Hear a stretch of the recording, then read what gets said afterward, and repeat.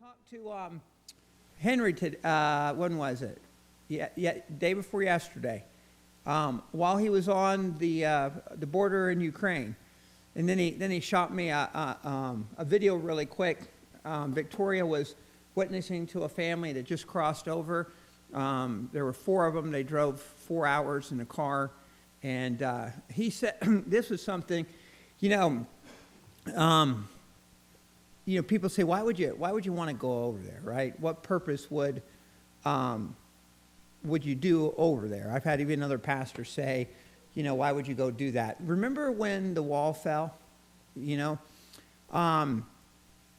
Jehovah's Witnesses and the Mormons have stacks and stacks of literature already printed in Mandarin Chinese. They've already got it done. They already had it done in Russian. And they have them in warehouses. So the moment the wall fell, they immobilized. And here's what Henry told me. On that border, there were Jehovah's Witnesses. He said there's tent after tent after tent. The Jehovah's Witnesses are on that Ukrainian border right now. The Sikhs are, back when 9/11 happened, you saw in the news where they shot this guy with a turban in the U.S. because they thought he was Muslim. He wasn't Muslim, he's Sikh. Sikhs are, because they're lost as a goose. They're Hindu, but they're very, very, very kind. In fact, there's a Sikh temple in Nashville and one in Knoxville. If you go there every Friday, they have food every Friday, and their religion teaches they have to feed you if you show up. They're one of the kindest, now they're lost because they don't believe the truth, but they're one of the kindest people you'll ever meet. Because they follow what they believe. But they were there, and Henry said he was the only one at that spot that was giving out gospel tracts. There wasn't, out of all those people, out of all those humanitarian tents that were set up, because, there's a lot of places you can cross. So he was one. He was at one that was a little obscured. He said there was tent after tent after tent of humanitarian aid. The Jehovah's Witnesses were there. The Sikhs were there. He was the only one handing out the gospel and being a witness that way. And he, when he went over, he called Chick Track and overnighted 2,000 tracts. Cost him $500. Loaded his suitcase up, and he said he's given out over 6,000 tracts since he's been there. Because those, if you're running from home, and they don't have any money. They don't know where they're going, a lot of them. Some of them are because people died, and you get across that border in Poland. What a journey that is, right? And then to be able to be right there and hand them a gospel tract, I thought that was pretty cool that Henry's got to do that. And we certainly need to pray for him. And we're going to take up an offering here. He's going to give me a little bit more details. I told him I want to do something that could impact a family, because there's so many of them that, they're not going to own anything. You can't even get money. In fact, with BIM, we have missionaries in Ukraine and in Russia. The Russian missionaries are having to come home because they can't get any money. So it's affected all of them. Now, ironically, Russia's not making them come home. They're coming home because they can't get any funds over there, and that's kind of odd. But they would be willing to stay in Russia. How uncomfortable would that make you feel? You're there knowing that these guys are the enemy. But just pray for that. I had a good conversation with Eugene, and it was really, really neat to look behind him when he was FaceTiming me, and there was Victoria talking to those people, and then she got on the phone and she just started crying, and she said, I said it must be hard because she's Ukrainian. That's her home, and those are her people, so just pray for that situation over there, and, pray that we'll have a greater presence of the gospel. If the Jehovah's Witnesses see fit to go, certainly we should do that, right? All right, any prayer requests? Obi, nice to have you back. Glad you're okay. Thank you. Okay. It's good to be back. Amen. Any prayer requests tonight? Okay. Alan, how's your mom? She's holding her own for a time, but I can see some declining health too. So Okay. Anybody else tonight? Anybody over here? Okay, well, you can, this coming Sunday, I'll be preaching a mission conference in North Carolina, and Brother Arnold had mentioned a preacher that's preached in this area. Am I saying his name right? Delmer Savage? Savage. Delmer Savage. Anybody heard him preach other than Arnold? Okay, well, if it bombs, it's Arnold's fault.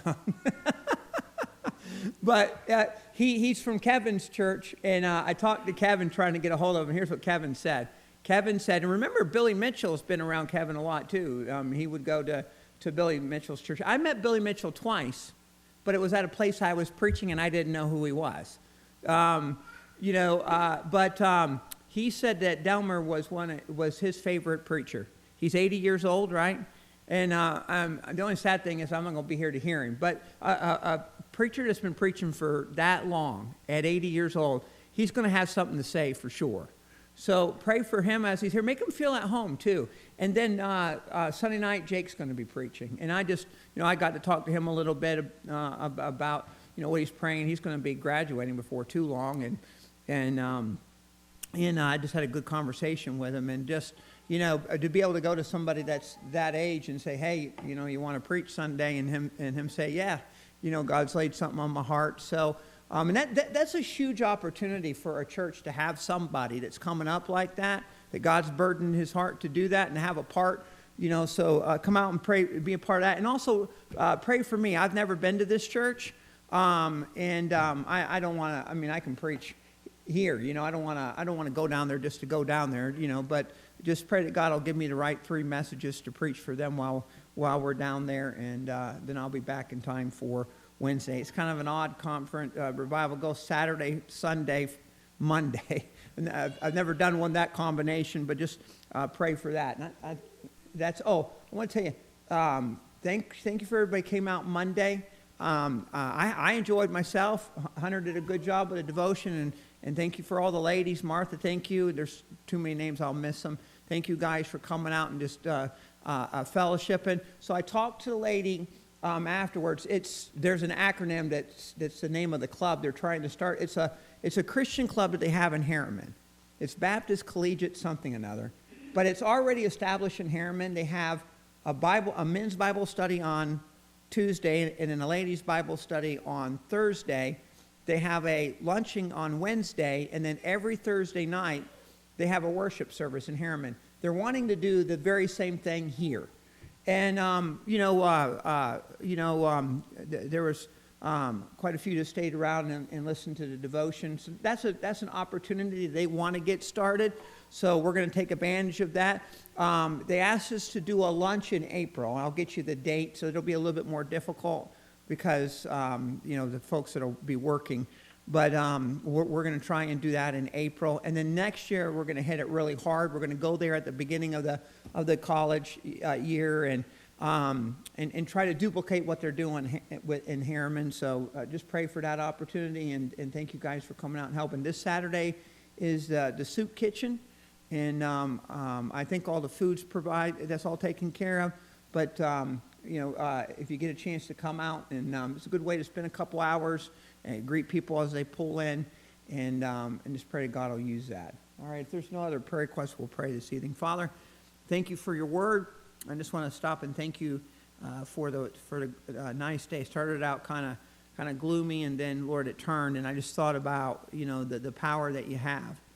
Lord, that every minute of our life is controlled by you, from the timing of the seasons to what's going on around us.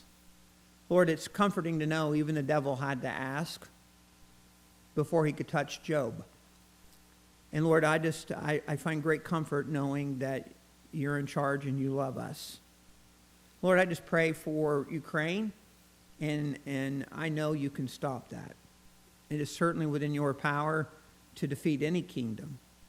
But I also know one day you're coming back and to get us, and then the world will start to change very rapidly. And I know that's already begun, and we're heading that direction. So if this is part of your plan, then we absolutely trust you.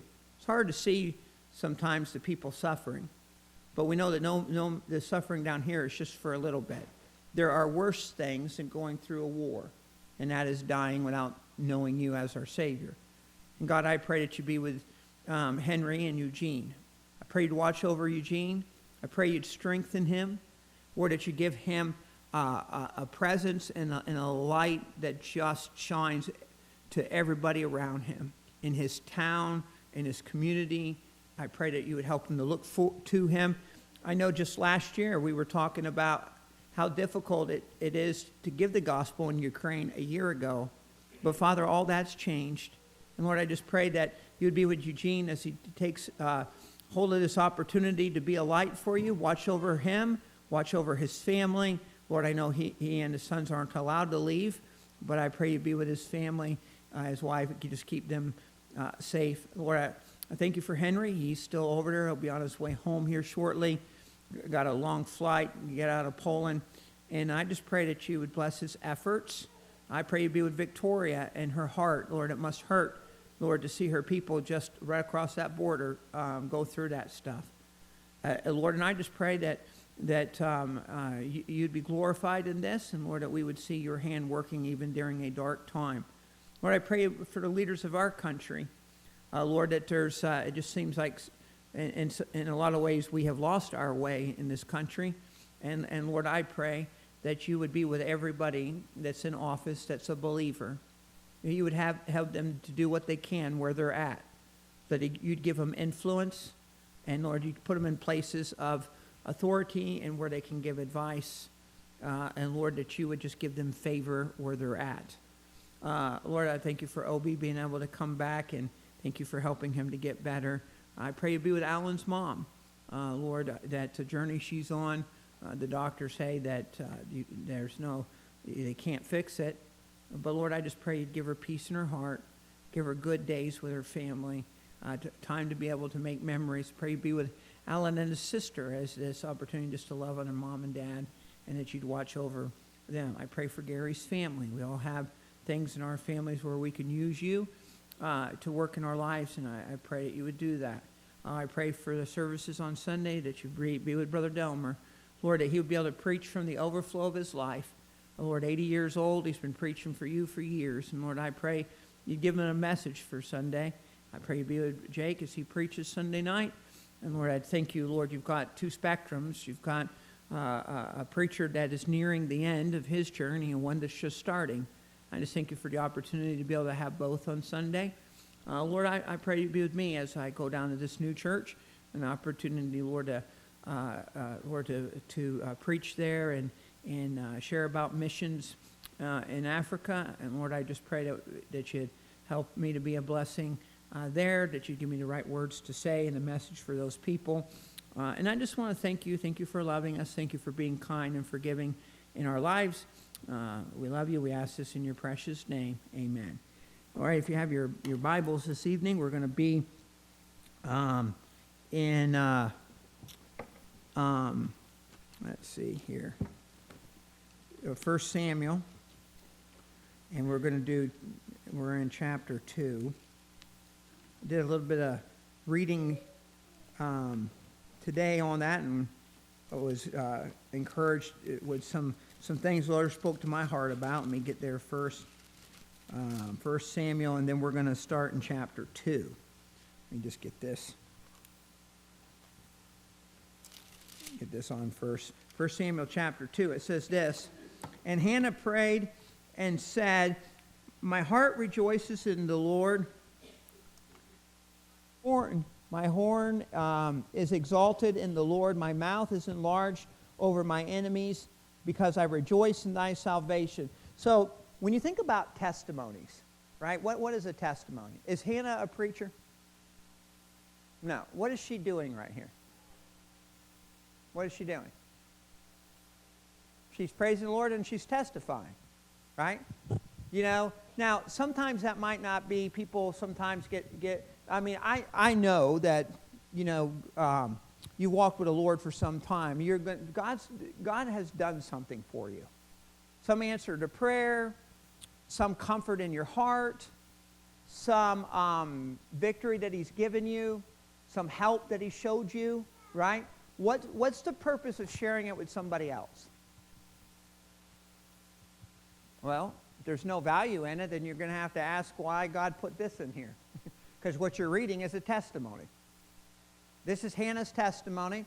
She, in order for it to be written down, she had to tell it to somebody, right? And she's excited. Well, why is she excited? Because there's something that was an ongoing problem nobody else could fix.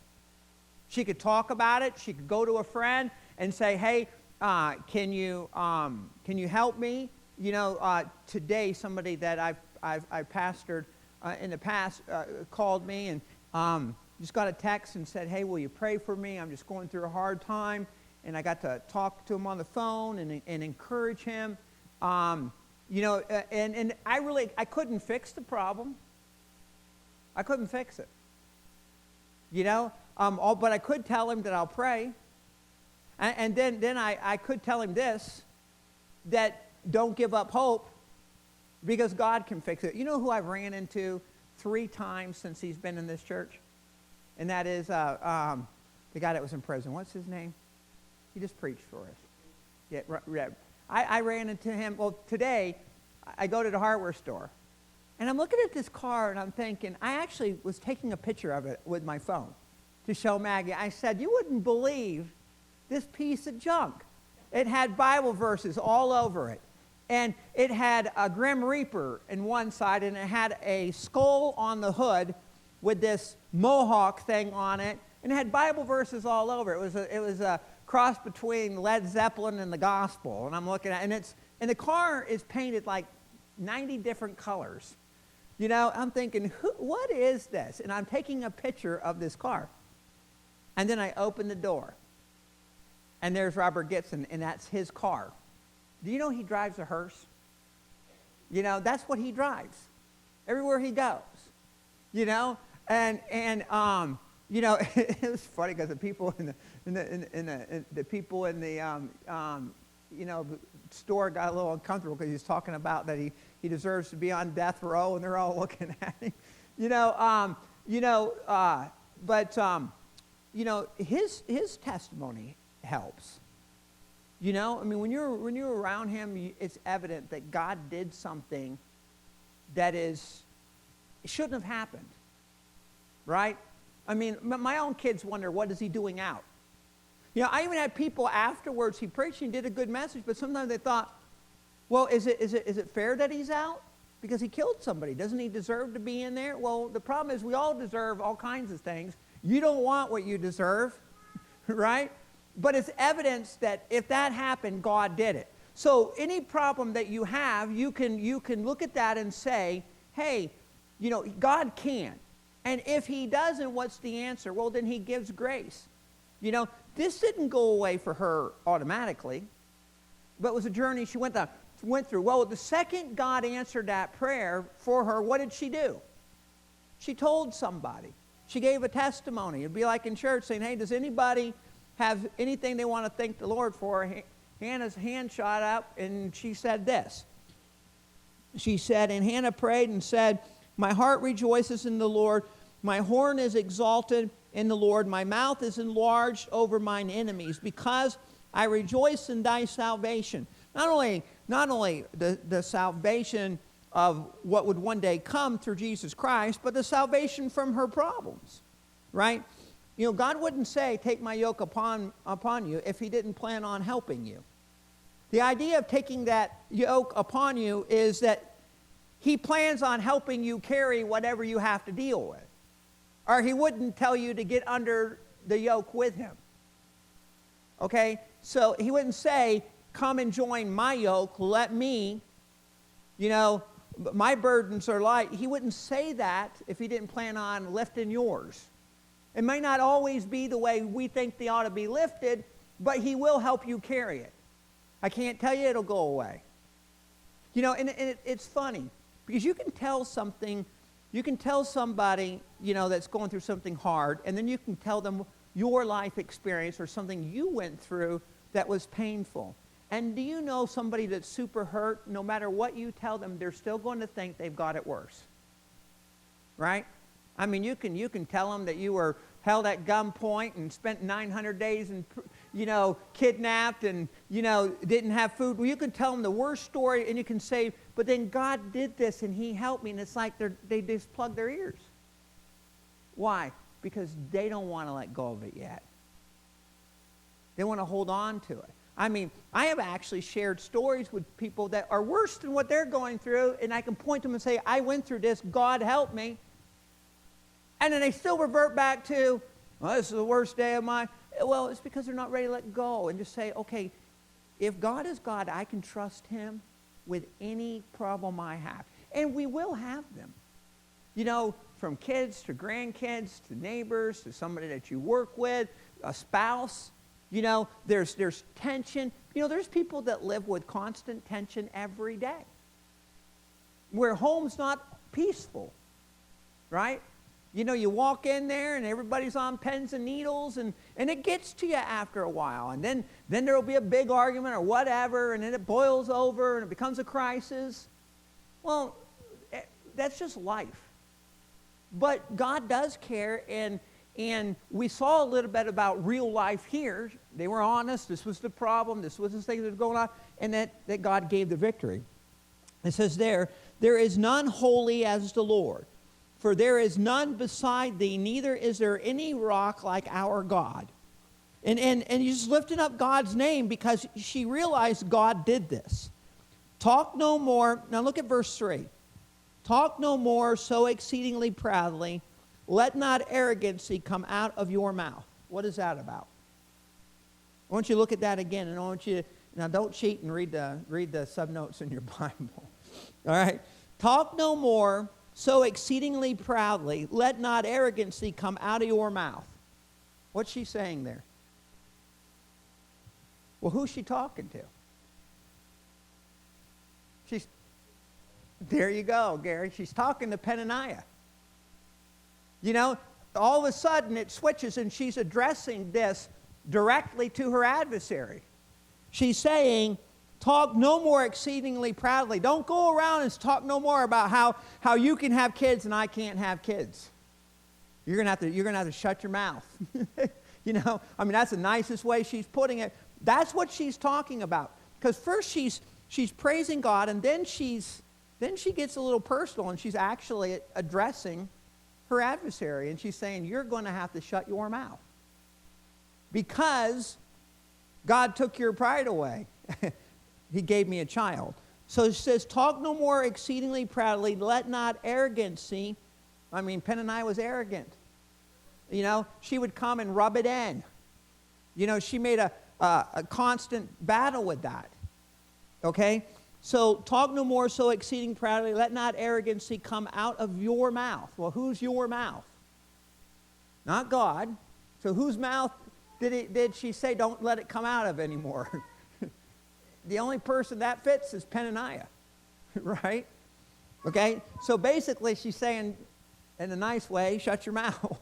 I don't want to hear it no more, because God helped me. And I thought that was neat because you can read right over that and totally miss that if you don't stop and ask yourself, well, who's she talking to? Especially when it indicates your mouth. That's a person. The bows of mighty men are broken, and they that stumbled are girded with strength. So who's the mighty men in her story? Penaniah. Who they that stumbled? Who stumbled in this story? Hannah did. So you see how the contrast is there. She's talking about herself, and she's talking about Penaniah, and she's going to do that through the rest of this dialogue. They that were full have hired themselves out for bread. The woman who said they could have so many, hey, I'm pregnant again. Hey, I'm pregnant again. Hey, I'm pregnant again. Oh, you can't have children? Hey, I'm pregnant again. Now she can't say that. Do you know that God delights in standing up for those that cannot stand up for themselves? Because that's what the cross is all about. You cannot stand up for yourself in front of God. So Jesus is going to stand up for you. He absolutely delights in the underdog. 2 people got evicted out of their home, didn't even have clothes, and God stood up for them. You know, and he says here, they that were full have hired out themselves for bread, and they that were hungry, who was hungry? Well, Hannah was hungry. They that were hungry ceased, so that the barren hath borne 7, and she that hath many children is waxed feeble. The roles have turned.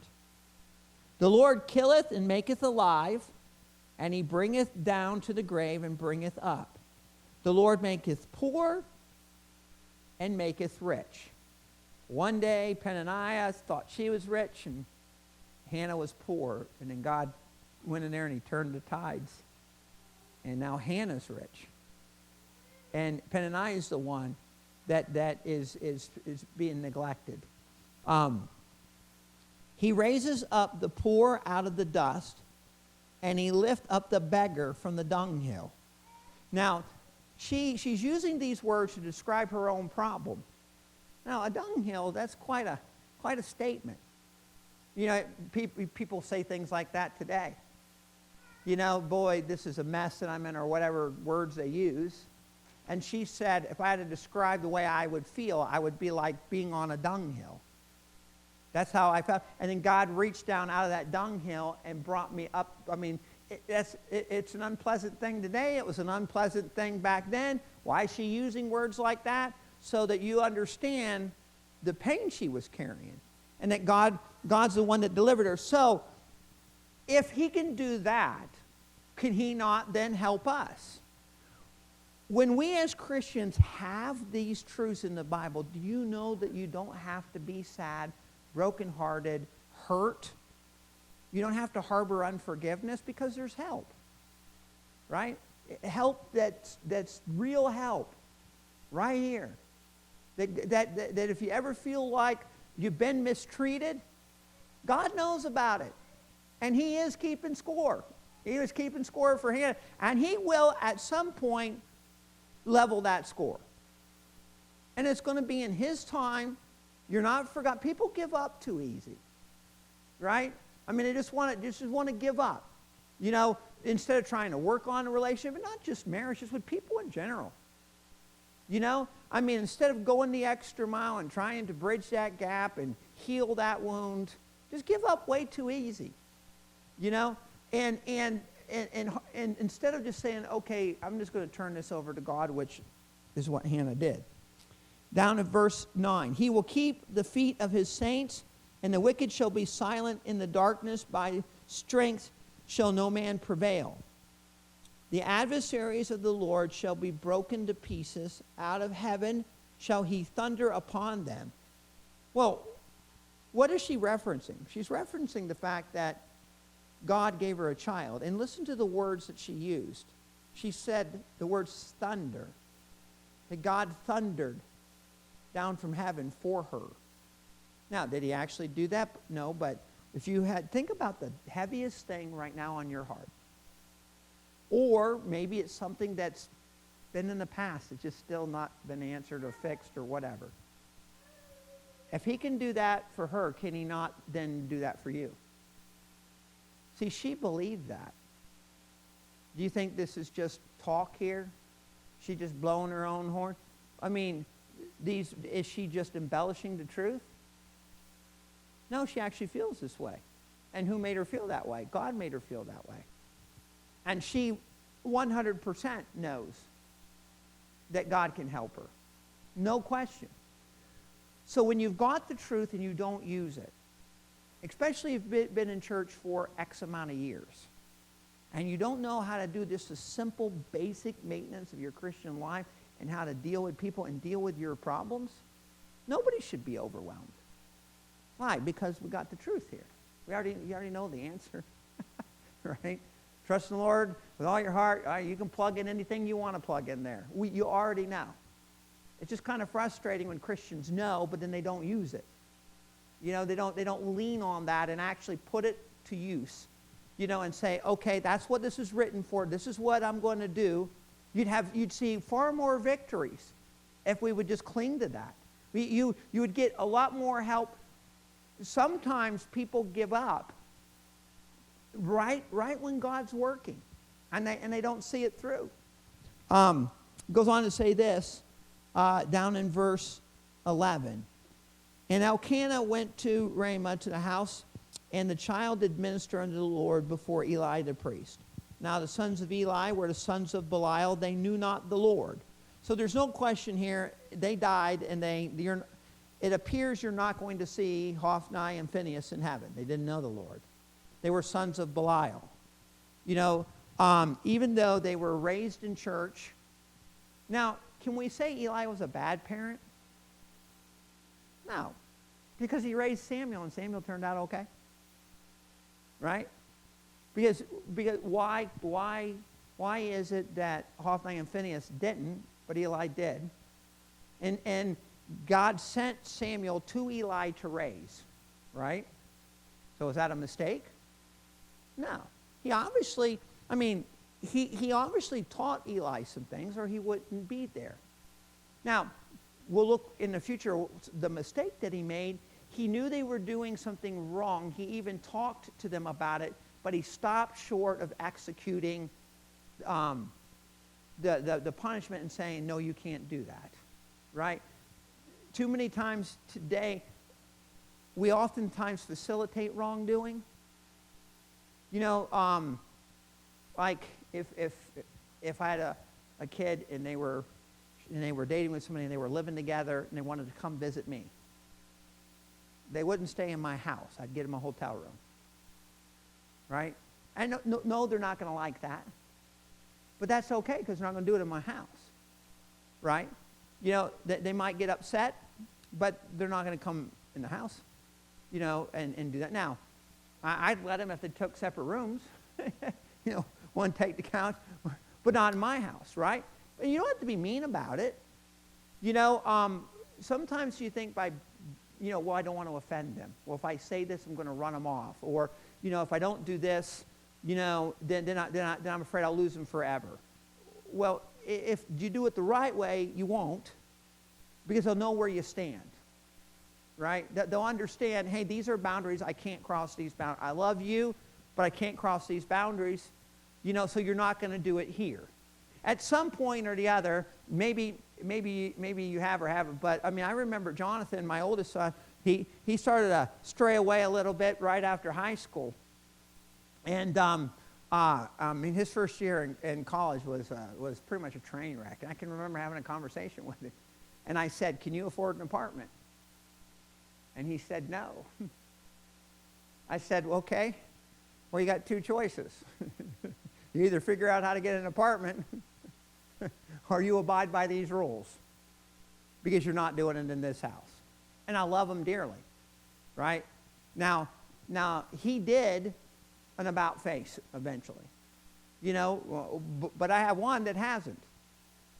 And I love him dearly, but not in my house, right? I mean, you cannot facilitate wrongdoing. And even though, listen, but then somebody can come back and point something in my life and say, well, yours, yes. But I'm not going to tell you it's okay. You know, I'm not going to say, this is okay. And I hope you wouldn't do it because people can also pick faults in you. You know, our sin is evident to the people around us because we're not perfect people. Everybody in this room sins. And they might be able to say, okay, well, you have this problem. Well, the answer is yes, I do have this problem. And it's not okay. Right? It's when you say it's okay and you want somebody else to be okay with it, that's the deal. But these two guys were definitely on the wrong track. They didn't have the Lord before. And I wanted to point this out. You can't take somebody's free will from them. You know, God made it so that if you want to be an atheist, you can be an atheist. You want to be a devil worshiper, you can be a devil worshiper. That's your choice. And you're going to ask him why he did that. That's why he put that tree in the garden. It was their choice. You can either listen to God or not listen to God. That in the story. So I can't take that from you. That's a God-given thing to every human being. And by the way, you have to give an account of that free will. Right? I know people that say, if you're married and your wife is not saved, it's the husband's fault. I've heard that preached from the pulpit. I've heard it preached from the pulpit before that if your children die and go to hell, it's because you were not a good dad. And it's your fault. No. The only fault it'll be for somebody to die and go to hell is their fault. Right? You know, now, were there be consequences on the other side for not doing what you should? Yes. But nobody's going to be able to stand in heaven. A wife's not going to be able to stand in heaven and say, hey, you shouldn't send me to hell. It's not my fault. It's his fault. No, you can't do that. Because every person's given a free will. In spite of the fact that there may be bad examples around.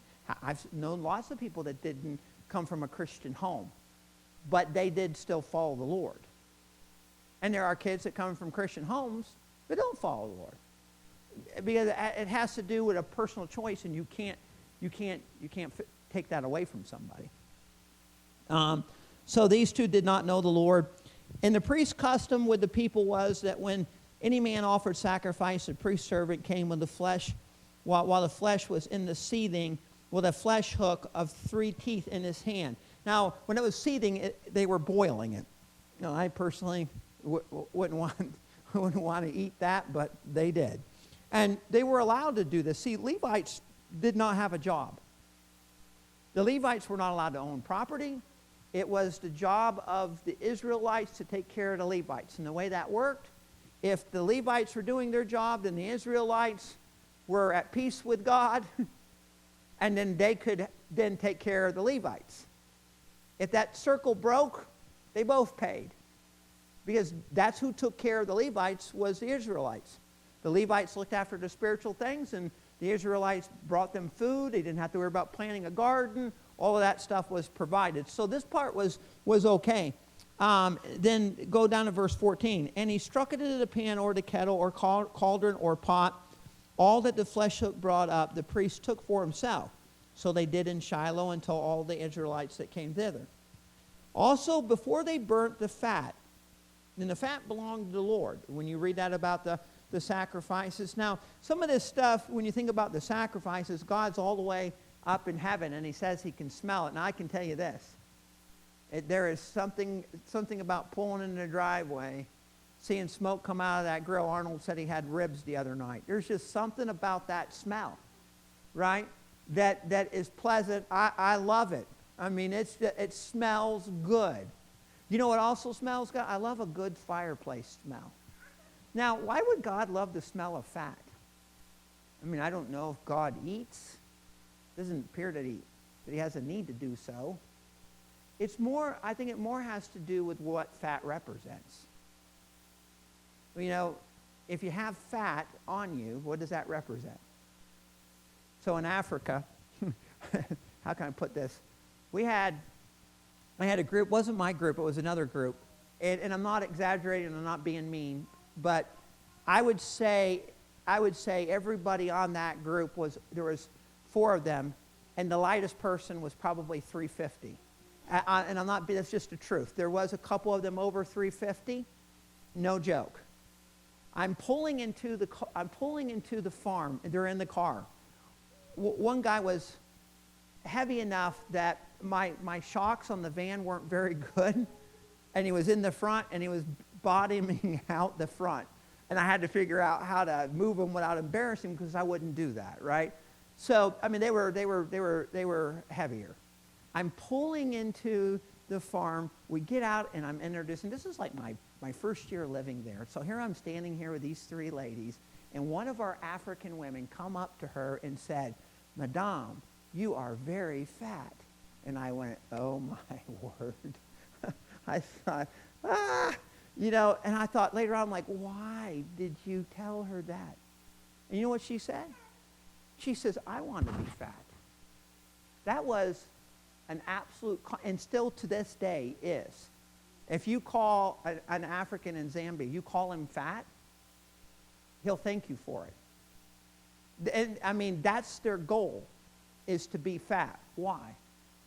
Because fat represents success in their mind. That you have so much extra that you can store it up. like in a savings account. That in their mind, I'm telling you, that was the truth. She looked right at him, very kind, and said, "You are very fat," meaning like God has blessed you. And I'm thinking, that don't work that way in America. You know, I said, don't tell any lady she's fat. I mean, so I had to explain. She said, "Well, why?" I said, because we have too much, you know. And it was funny. Well, the same reason why here God would love the smell of fat, that represents God being good to us. You know, if you could take an animal and you could raise it and feed it enough so that not only did it have meat, but it also had fat, that was the extra, that was the blessing, and that's what made God happy. That's why it belonged to him, right? Because that represented the goodness of God, that that animal could eat that well and be able to put up that fat. You know, it was a healthy animal, and that's why that belonged to the Lord. Well, you know, they liked it too, and I do. I don't do it anymore because my cholesterol's starting to go up. But to me, the best part of a steak is that fat. I don't like it chewy. I like it a little crisp, man. And I tell you what, on ham, leave that fat back on there all day long. You know, I love it. Well, they loved it too, so they would take that fat for themselves. But the problem is it belonged to the Lord. That's what got them in trouble.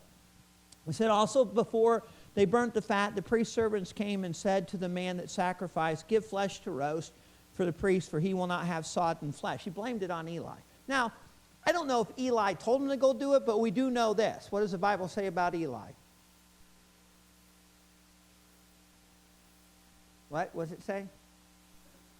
He was heavy set. So, now that we know all of this story, why was he heavy set? Because his boys were bringing this home. In fact, here it says they were not the priest. They were just helping.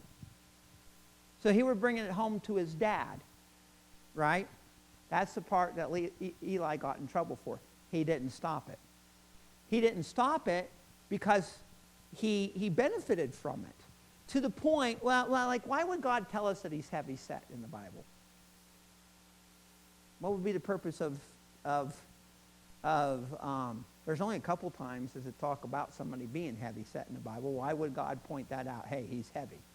You wouldn't think that would be very polite to do that. The whole Bible, why did he do that? Because he wanted you to know there was a correlation between that and this whole thing. That's why he put it in there. There would be no other, he didn't say he had blonde hair or freckles or name any other attribute of his body. He just said he's heavy set. Right? And he fell over backwards. Well, lots of people fall over backwards and don't die. Well, he died because he fell over backwards because of the weight that he had on there. Right? If it wasn't for the weight, that probably wouldn't have killed him.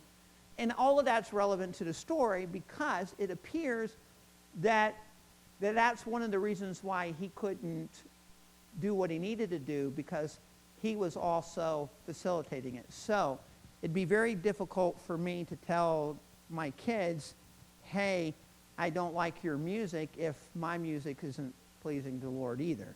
You wouldn't be able to say to them, "Hey, don't watch that movie," if I also watch movies of the same thing. You can take that with anything. If you're doing it, it's going to be very difficult to tell them not to do it. You might get away with that when they're little, but the second they realize that, they're going to come back at you and they're going to mention it. "Hey, well, you watch it. Well, you didn't turn it off. Well, you did that," right? So that's what got him in trouble, is that he didn't do anything about it because he was involved in it. And it says in verse 16, "And if any man said unto him, let them not fail to burn the fat presently, and then take as much as thy soul desire, then he would answer, Nay, but thou shalt give it me now, and if not, I'll take it by force. Wherefore the sin of the young men was very great before the Lord, for men abhorred the offering of the Lord." I mean, it's important to give God what's his.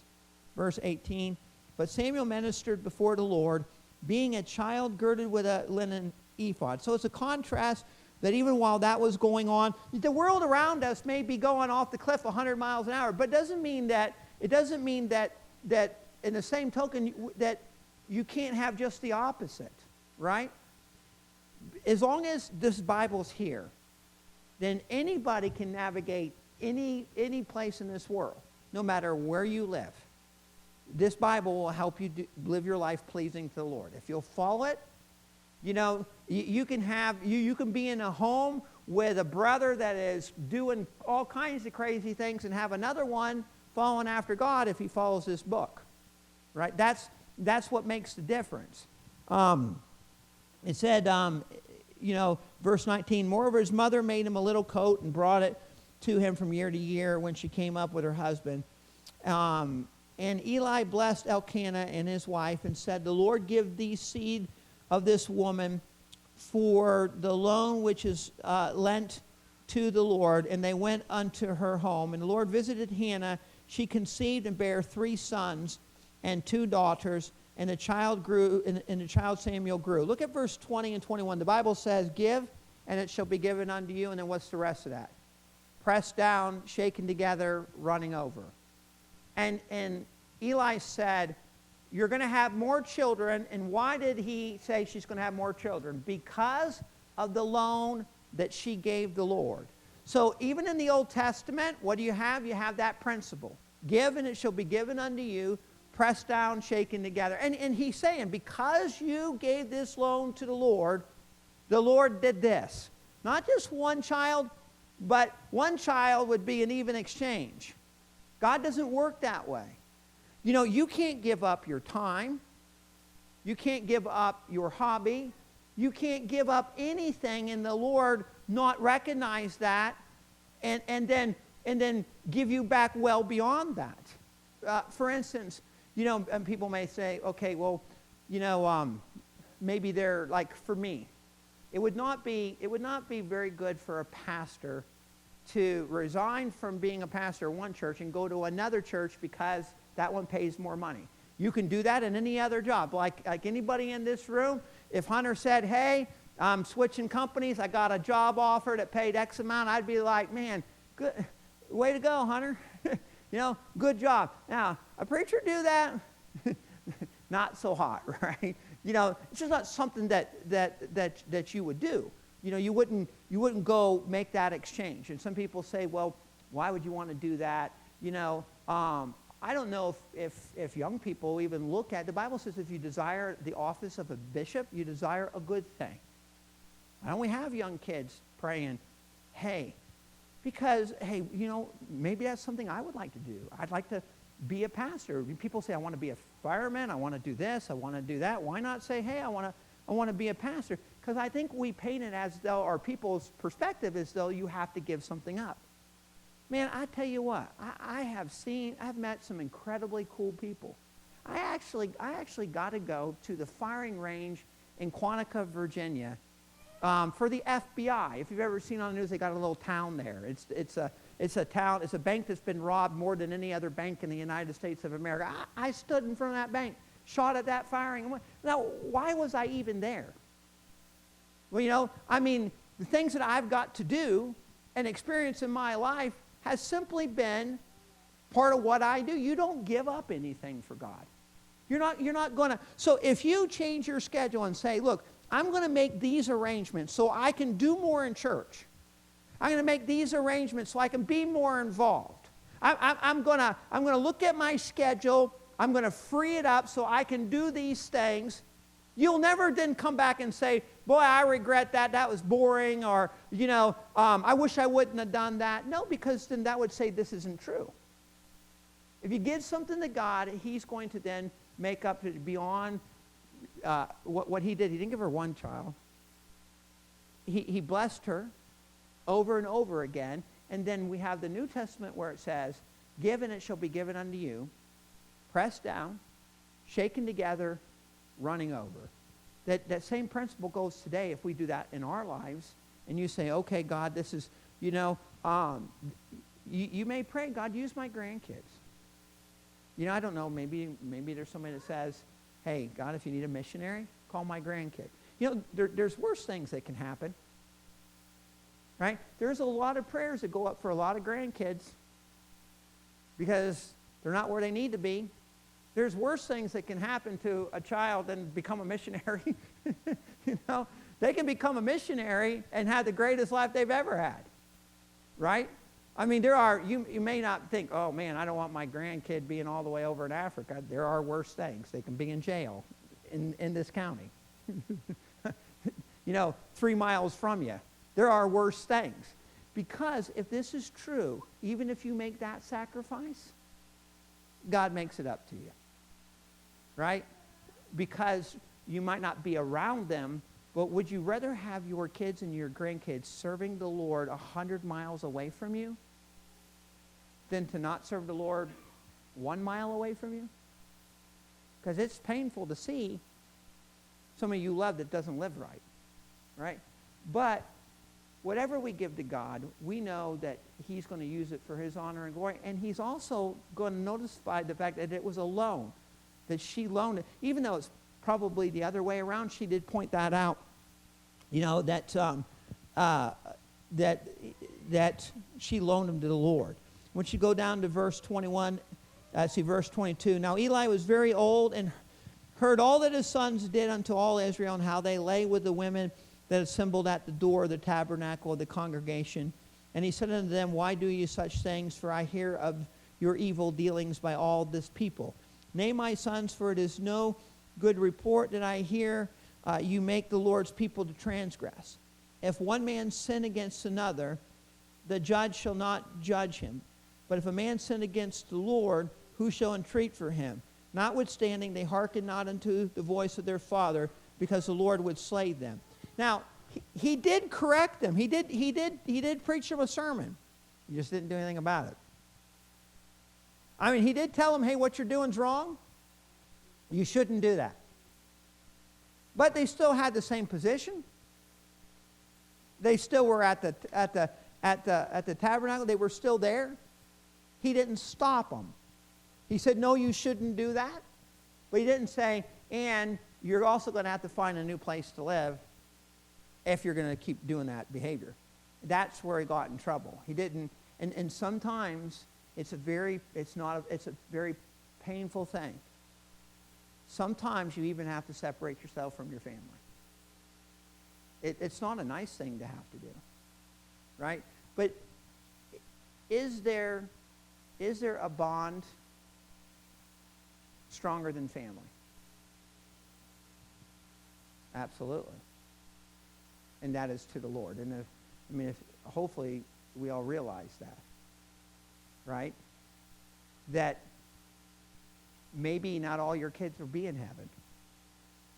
And maybe even our kids choose something where we have to take a stand against it and say, can't go down that road.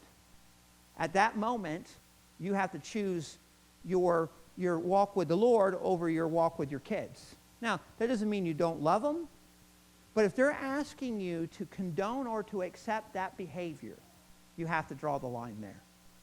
If they're asking you to be okay with it and to act like it's no big deal, then that's something we can't do. Even if it's our children, you can't do that. That's why you have to put your foot down and say, no, you can't. And that's a hard thing, to have to do that. Now, what you hope, train up a child in the way he should go, and when they're old, they won't depart from it, is that if you got them around the truth, they'll remember that truth, and that truth will help them come home one day. But if you don't go down that path, and they just, and you accept it, then that causes problems. And that's one of the things that Eli did. Eli just didn't hold that line there. Same way in church. See, again, we're all sinners. Nobody. I talked to somebody the other day, and I invited them to church, and they said, "Oh, I can't come." And I said, "Well, why not?" And they said, "Well, because there's somebody in that church that knows about my past, and it'd be uncomfortable." And I said, "There's nobody in that church that's perfect," and that's the truth. Nobody, right?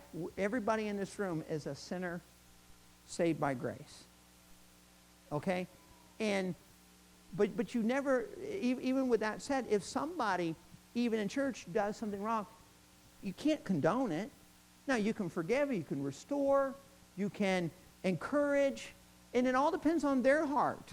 If their heart is what, hey, this is wrong, will you pray for me? Well, then that's all that God expects out of anybody, right? But it's that same way in the world.